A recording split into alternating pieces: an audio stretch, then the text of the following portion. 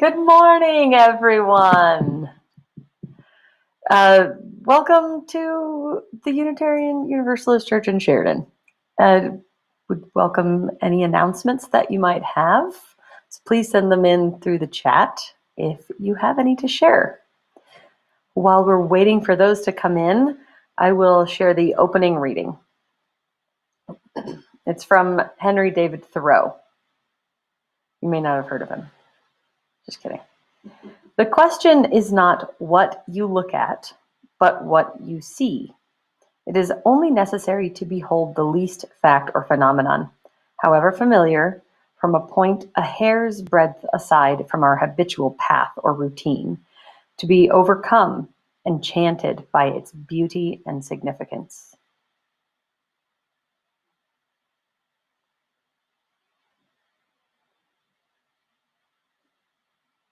I have one announcement. This isn't from the chat or anything, but on Thursday, July 2nd, that is this coming Thursday, there will be a socially distant concert in Whitney Park. And the concert is, it's going to be started out by some guys I know with the last name of Kraft, and they're going to be opening for a guy whose name is Ebenezer, not a joke. It's his name. He's actually pretty awesome. He used to work at the college doing a lot of sound for Whitney Center for the Arts. He's a musician. He lives in Denver now, and he's coming back to give a little concert for the mental health and morale of our community. Tony Foreman, pastor at Cornerstone Church, has kind of set that up. So they're going to try and limit it to 250 people. It will be socially distant, but your masks are encouraged, of course. BYO water, because there's no alcohol permit. So, any other announcements? No other announcements coming in except for the usual Zoom fellowship time following. Oh yeah, join us please for Zoom fellowship time. Little your own coffee and snacks. So you know you're gonna have something you like or can eat. All right. With that, we'll get started on our morning music. I'm ready. Me too.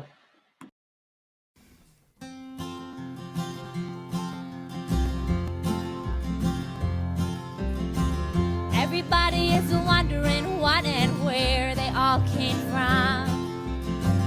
Everybody is worrying about where they're gonna go when the whole thing's done. But no one knows for certain, and so it's all the same to me. Think I'll just let the mystery be. Some say once you're gone forever, and some say you're gonna come back. Some say you rest in the arms of the Savior who fits in the ways you lack. Some say that they're coming back in a garden, bunch of carrots and little sweet peas. I think I'll just let the mystery be. Everybody is wondering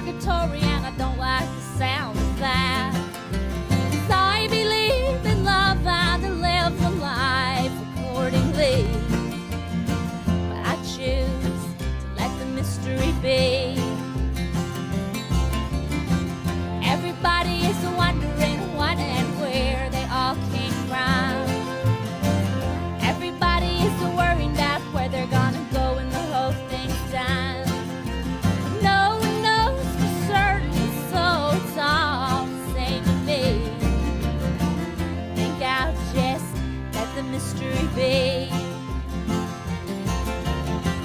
Think out chest, let the mystery be.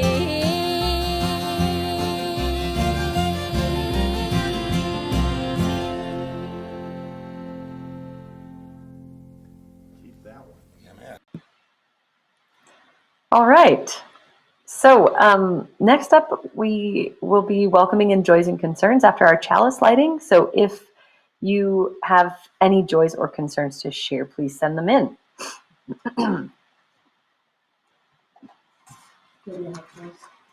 you go. Love is the spirit of this church, and service is its law. To dwell together in peace, to seek the truth in love, to serve human needs, and to help one another.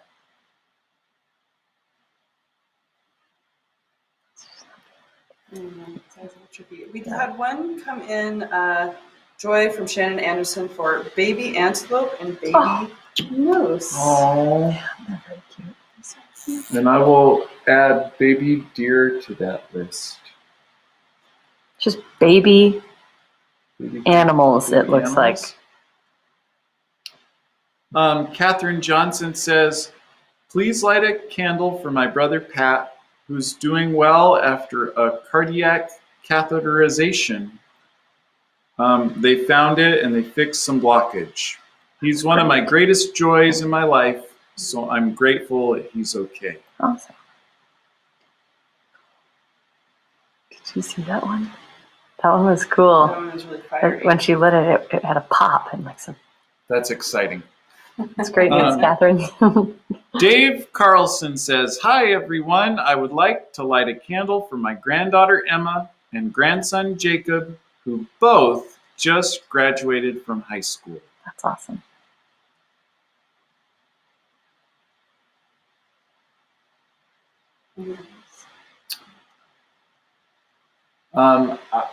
I would offer a candle of joy. Grace and I just moved into a new little apartment, and it's really a joy. It's awesome.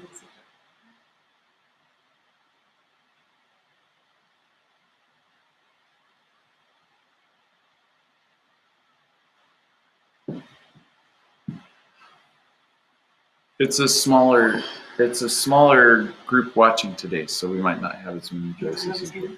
Okay. So we'll light one final candle for joys and concerns felt in our hearts but not expressed. All right.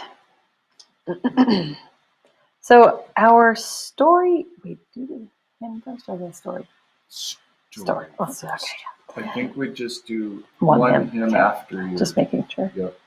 Okay, our story for all ages today is about a young man wanting to connect to something bigger, which is, as you'll see in our talk today, a form of transcendence. The young man's name is Ryan Relyak, and he was born in 1991. And that's not made to make you feel bad, because the kid's 5 years younger than me and doing a lot. Okay, one day when Ryan was 6 years old, his teacher taught a lesson about Africa.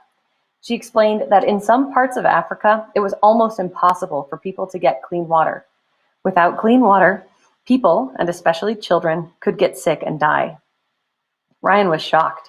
All he had to do was walk into his kitchen and turn on the tap if he wanted something to drink. He knew he had to help. After some research, Ryan found an organization called WaterCan that could help African families by digging deep wells and then using pumps to pull clean water from underground. But the wells were expensive to build. So Ryan started doing more chores around the house and saving all his allowance.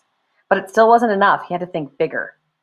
He spoke out in public, collected money at school, and did everything he could to fundraise. Eventually, he had enough for one well. Ryan didn't stop there. He started his own charity, kept raising money, and traveled across the world meeting celebrities, donors, and the children he'd always wanted to help. His charity, Ryan's Well Foundation, is over 18 years old now, and it's helped 900,000 people in Africa get clean water. Someone once asked Ryan what he'd learned. Ryan said He'd learned that the world is like a great big puzzle, with everyone just trying to figure out where they fit in. I figure my piece fits with clean water, he said. I just hope everyone else finds out where their puzzle piece fits too.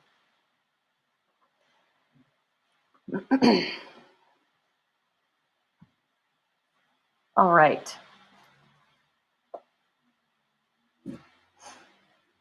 So next up is our moment of meditative silence. The author of today's talk refers to transcendence as a state of ecstasis, a Greek term meaning to stand outside oneself. Take this moment of silence to think of a time when you stood outside of yourself and felt a connection to something bigger. Did you share this experience with anyone, or did you keep it to yourself? What was happening around you at the moment? Have you tried to recreate it? How did it make you feel? Immerse yourself in these details for this moment.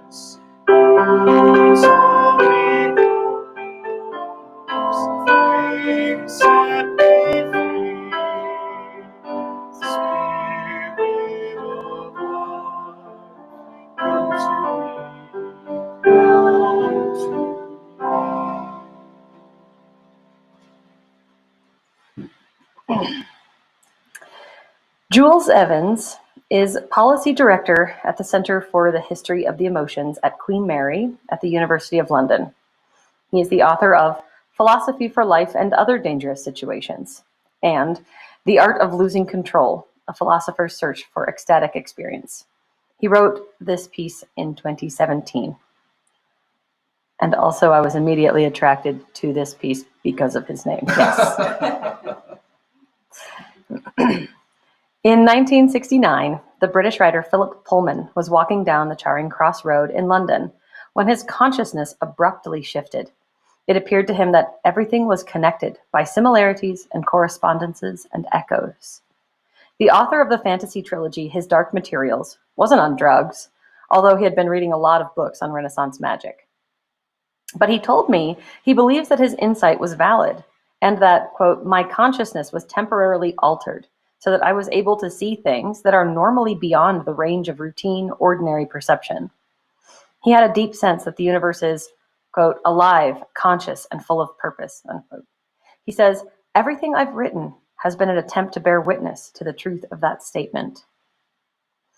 What does one call such an experience? Pullman refers to it as transcendent. The philosopher and psychologist William James called them religious experiences, although Pullman, who wrote a fictionalized biography of Jesus, would insist that God was not involved. Other psychologists call such moments spiritual, mystical, anomalous, or out of the ordinary. My preferred term is ecstatic. Today we think of ecstasy as meaning the drug MDMA, or the state of being very happy. But originally it meant ecstasis, a moment when you stand outside your ordinary self and feel a connection to something bigger than you. Such moments can be euphoric, but also terrifying. Over the past 5 centuries, Western culture has gradually marginalized and pathologized ecstasy. That's partly a result of our shift from a supernatural or animist worldview to a disenchanted and materialist one. In most cultures, ecstasy is a connection to the spirit world. In our culture, since the 17th century, if you suggest you're connected to the spirit world, you're likely to be considered ignorant, eccentric, or unwell.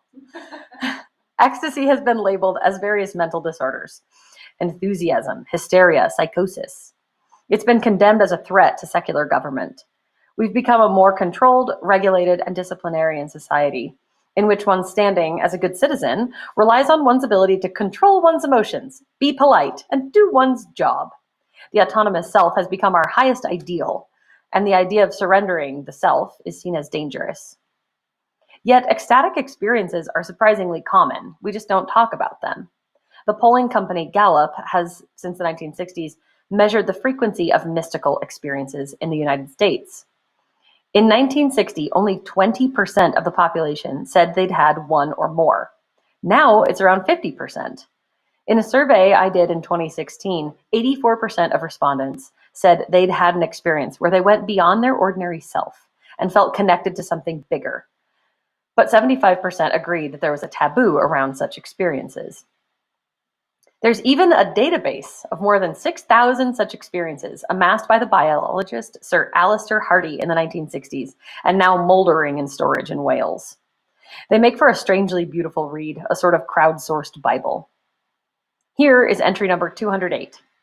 I was out walking one night in busy streets of Glasgow when, with slow majesty, at a corner where the pedestrians were hurrying by and the city traffic was hurtling on its way, the air was filled with heavenly music, and an all-encompassing light that moved in waves outshone the brightness of the lighted streets. I stood still, filled with a strange peace and joy, until I found myself in the everyday world again with a strange access to gladness and love. The most common word used when, yeah, no, it's an intense feeling. The most common word used when describing such experiences is connection. We briefly shift beyond our separate self-absorbed egos and feel deeply connected to other beings or to all things. Some interpret these moments as an encounter with the divine, but not all do. The philosopher, oh my heavens, I'm just going to take a second.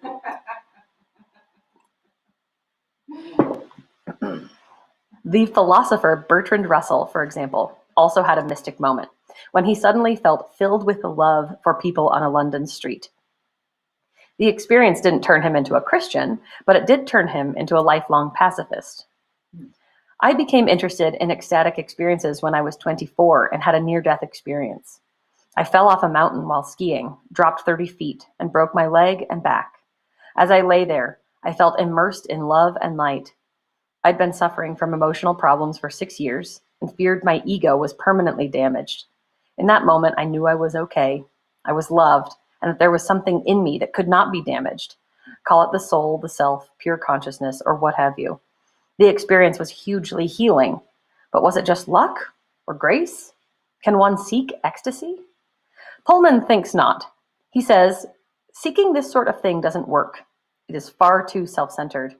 Things like my experience are byproducts, not goals. To make them the aim of your life is an act of monumental and self-deceiving egotism. End quote.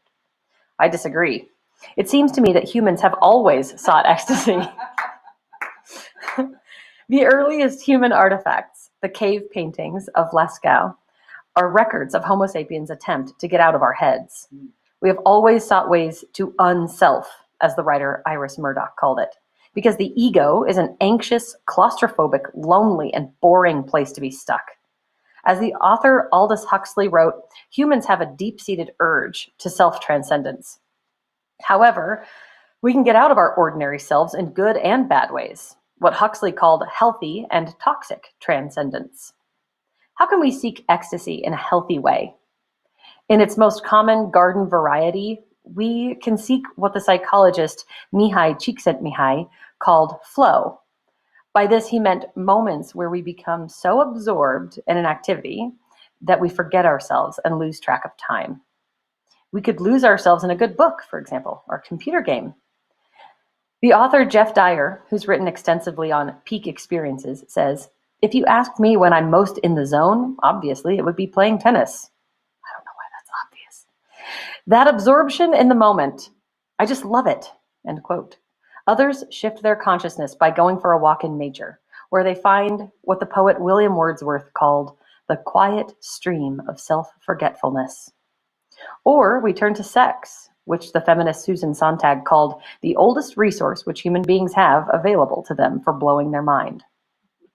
Such everyday moments might seem a long way from the mystical ecstasy of St. Teresa of Avila, but I would suggest that there is a continuum from moments of light absorption and ego loss to much deeper and more dramatic ego dissolution.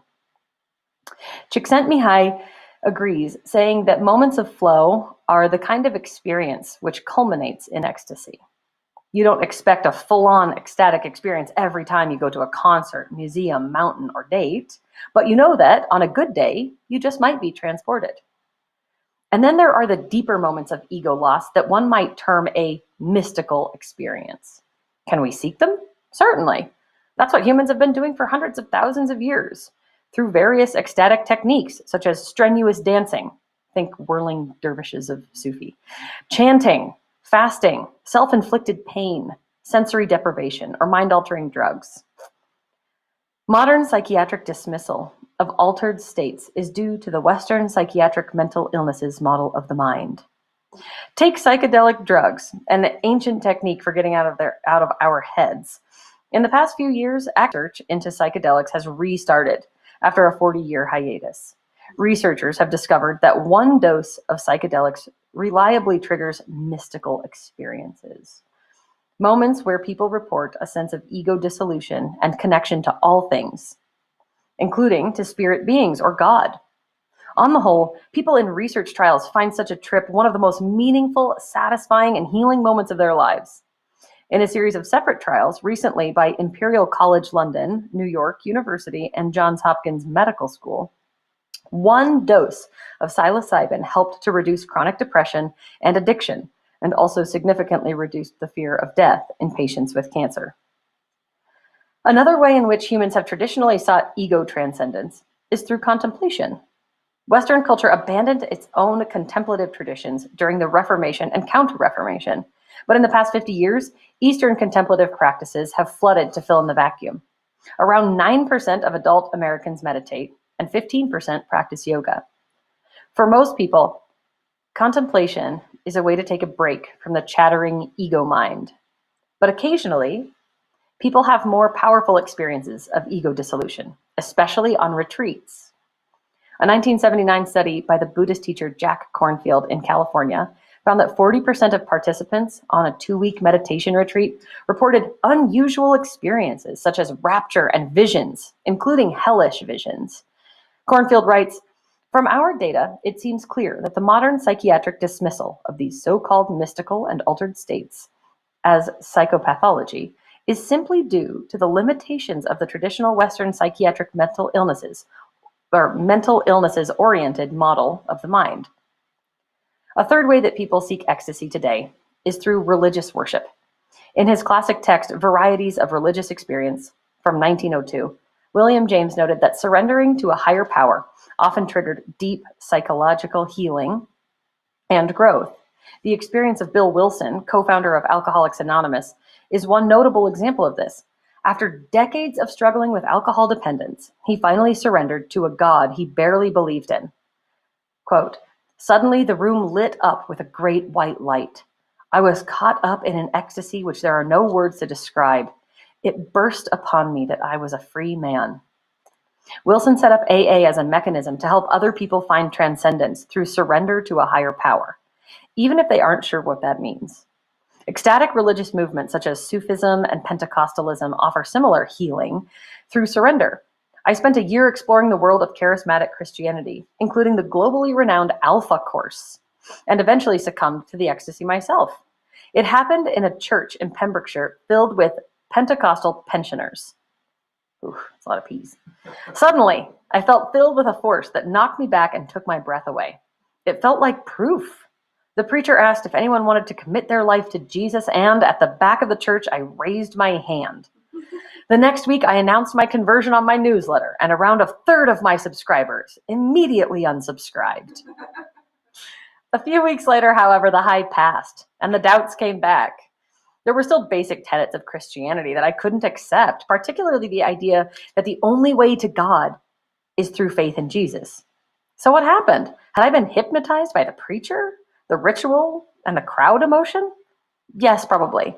But that doesn't mean it was unhealthy or unspiritual.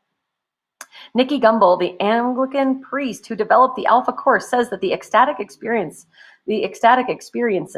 what he calls encounters with the Holy Spirit, could be God or could be simply human psychology. What matters is the fruit. Does it lead to healing and good works or not? This is remarkably close to James's attitude. He thought that faith healing could be the subconscious or could be access to an actual spiritual dimension. We can't know for sure, but we can look at the fruits. Most humans in the non-Western world seek psychological healing not from psychiatrists or therapists, but through the ritual of surrender to a god or spirit. It might offend our modern skepticism, but it also often works. Any way out of our heads can be unhealthy. That includes reading, computer games, war, or religion. Psychologists and psychiatrists are moving from their traditional hostility to ecstasy to an understanding that's often good for us. Much of our personality is made up of attitudes that are usually subconscious. We drag around buried trauma, guilt, feelings of low self-worth. In moments of ecstasy, the threshold of consciousness is lowered. People encountered these subconscious attitudes, step outside of them. They can feel a deep sense of love for themselves and others, which can heal at a deep level. Maybe this is just an opening to the subconscious. Maybe it's a connection to a higher dimension of spirit. We don't know. Yet there are risks to ego dissolution too. It can be a very frightening experience, and we might struggle to integrate it into our ordinary lives. We could unself in social contexts that are unsafe or exploitative, that push us into narrow, controlling, and hate-filled dogmas. We might insist that our route to God is the only route, and everyone else is demonic. We might get over-attached to the ecstatic and foolishly seek a spiritual life entirely made up of special experiences. A peak experience is just a peak. We still have to put in the boring, hard work to deconstruct our egotism. How do we reduce the risks of ego dissolution? We can try to take care of one another in groups, both offline and online. We can look to the wisdom of various spiritual traditions and respectfully compare notes. We can draw on the burgeoning science of ecstatic experiences, but we will never entirely eliminate the risks. The journey beyond the self is not safe, nor is it predictable. On the other hand, staying in the self also has its risks: boredom, staleness, sterility, despair. Ultimately, there's something in us that calls to us, that pulls us out the door. Let's find out where it leads. Let it be so. Our hymn is a good one. It's Blue Boat Home.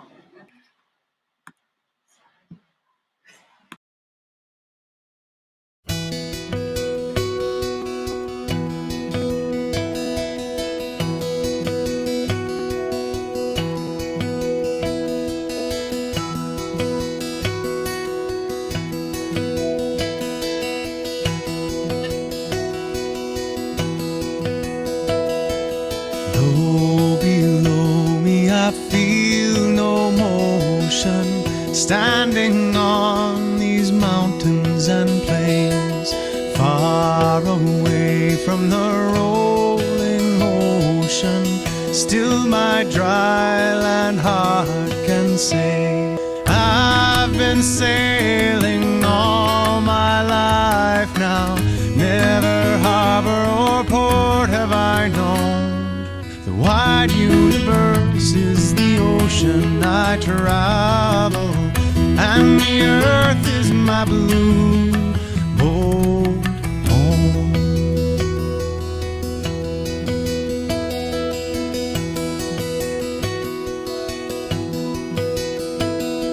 Sun, my sail, and moon, my rudder, as I ply the starry sea, leaning over the edge in wonder, casting questions into the deep, drifting here with my ship's companions, all we kindred pilgrim souls, making our way by the lights of the heavens in our beautiful blue boat home.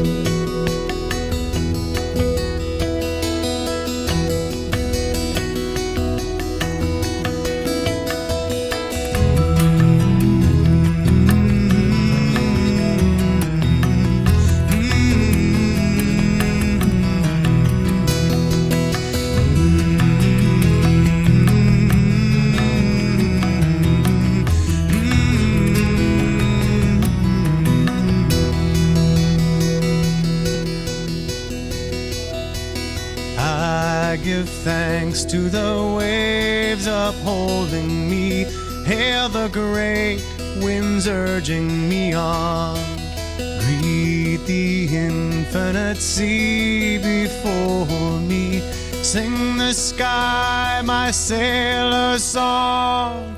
I was born upon the fathoms, never harbor or port have I known. The wide universe is the ocean I travel, and the earth is my blue boat home.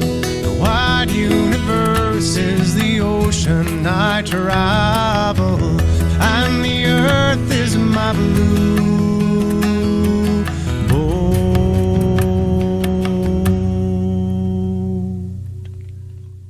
home.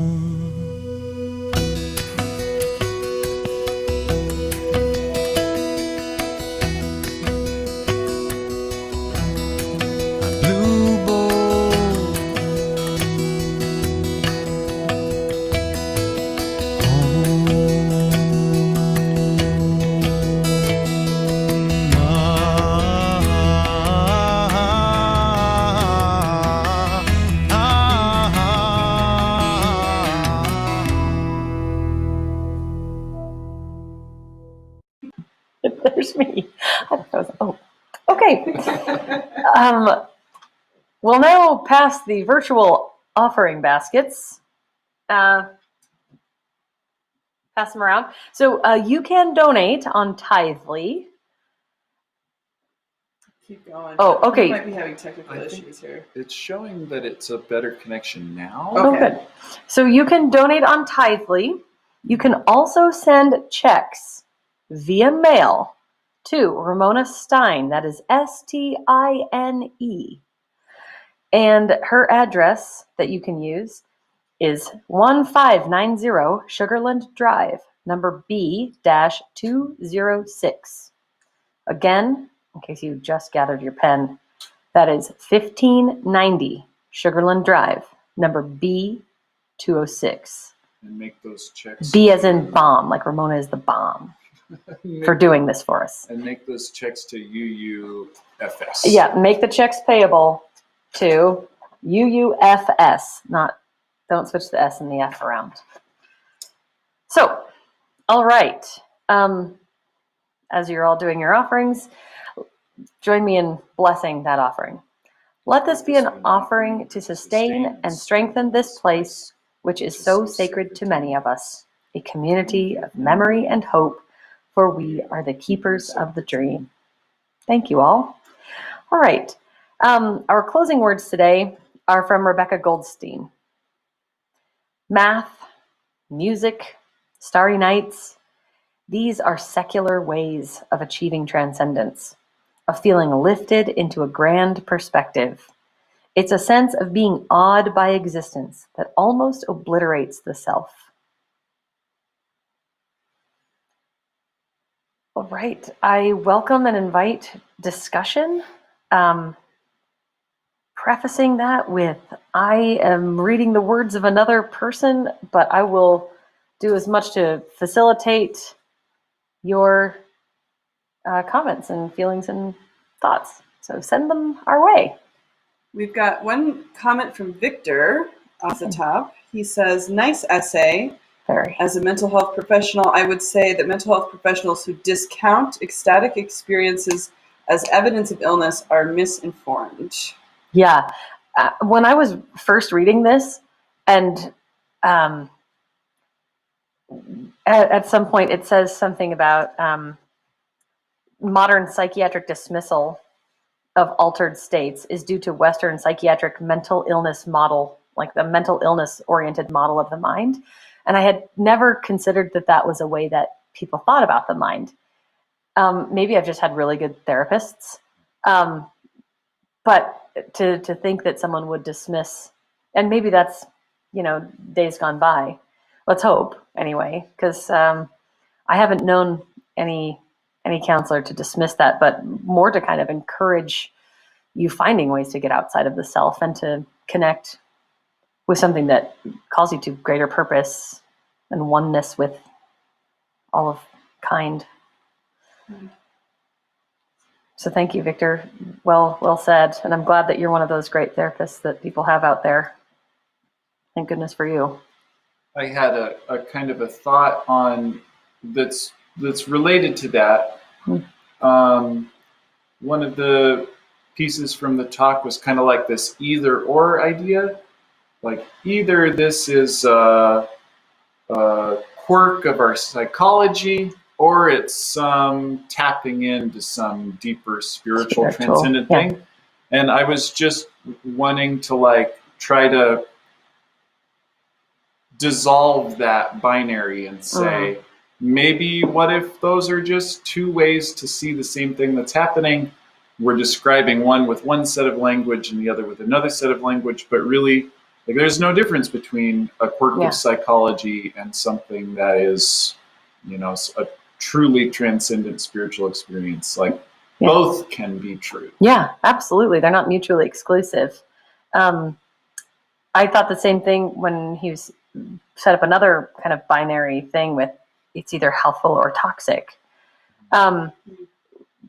Which, there are so many cultures in which, for example, let's just take peyote, for example, or as a spirit walk, seen as a really helpful, culturally appropriate thing to be doing. But some people would say, oh, this is mind-altering drugs and that's bad for you and whatever else. So, to set it up in such black and white terms seems a little short-sighted, and maybe and not fair. I think it does a disservice to what the mind can hold.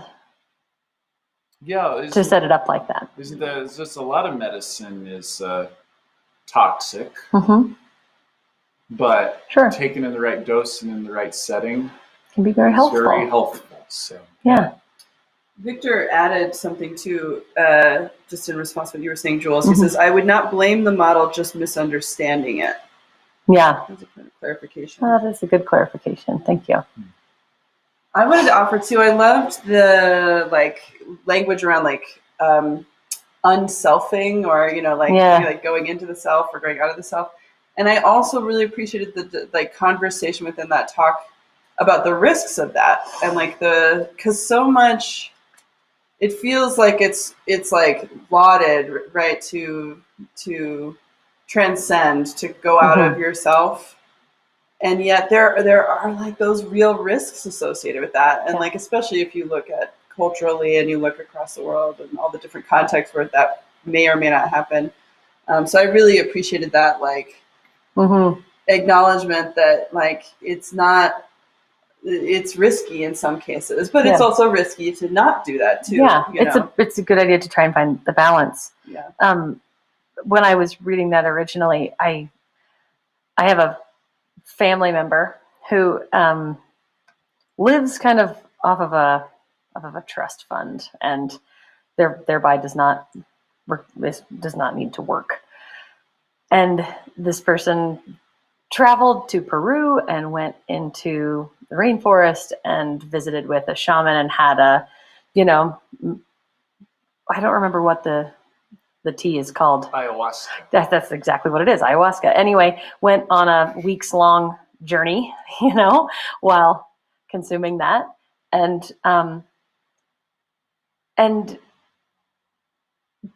before that and since that has discounts regular experiences of just every day of connection and feels that life is pointless unless you are having transcendent experiences all the time. So like what you were saying, Grace, like there's risks of dissolving the self completely, because one of my favorite things in this whole talk was right here where it said, a peak experience is just a peak, like peeking in. We still have to put in the boring, hard work to deconstruct our ego. I mean, yeah, sometimes it's not like, oh, this is amazing, it hit me like a ton of bricks, but it's still necessary in order to be a whole human and to be a whole human for others. You're not only going to be able to dissolve the ego through transcendence. Sometimes it's going to just be run of the mill. Yeah. And to some degree. That's a companion to the transcendent experience. Yeah, absolutely. It's like the yin and the yang. They're complementary of one another. Yeah. They're to some degree both necessary for a complete experience. Right. I like too that you clarified that it's peak. Like I like how it works on both. Yeah, the peak is a peak. Yeah. The peak is a peak. Yeah, it worked better on paper, that one. Listen up, Jules Evans. That one worked way better on paper.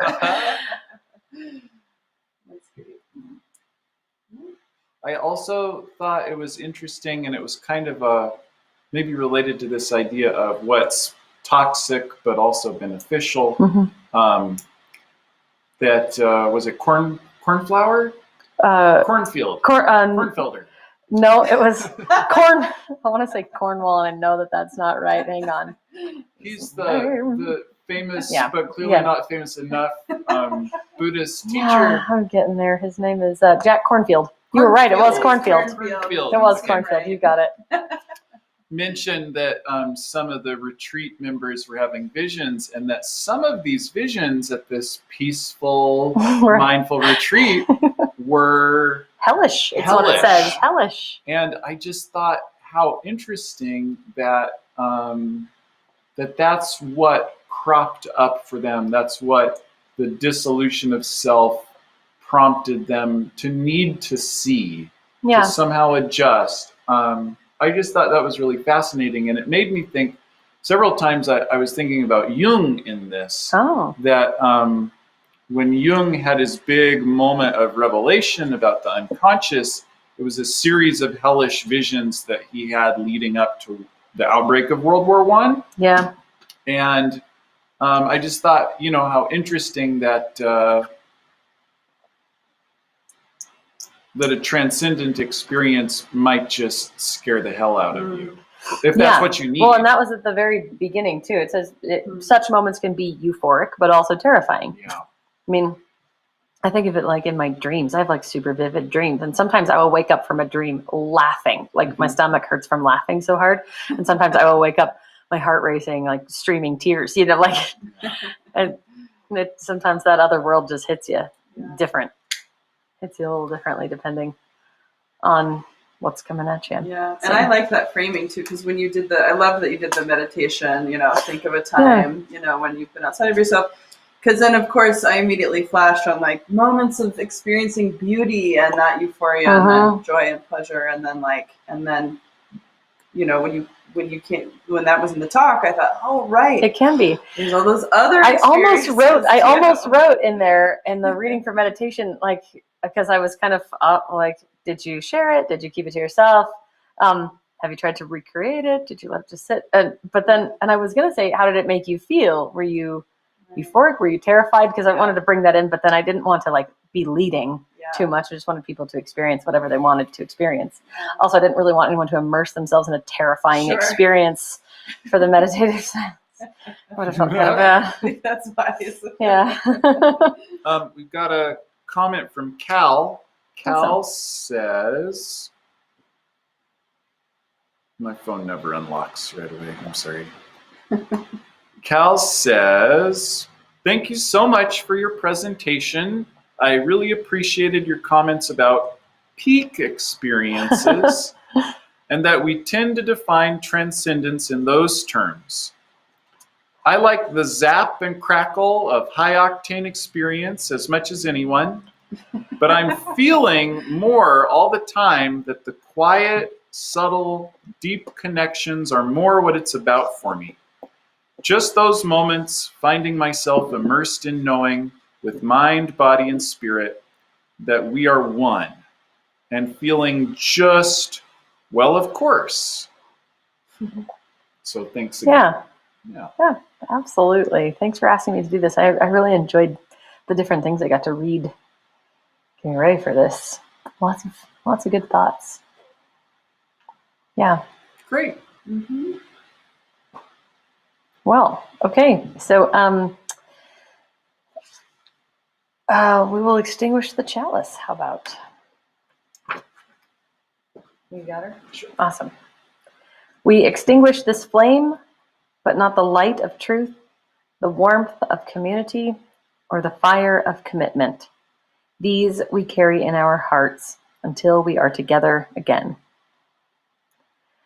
Please stick around, join on the Zoom meeting for a little coffee and camaraderie. Take care, everybody. Have a wonderful week. We love you all in a transcendent way.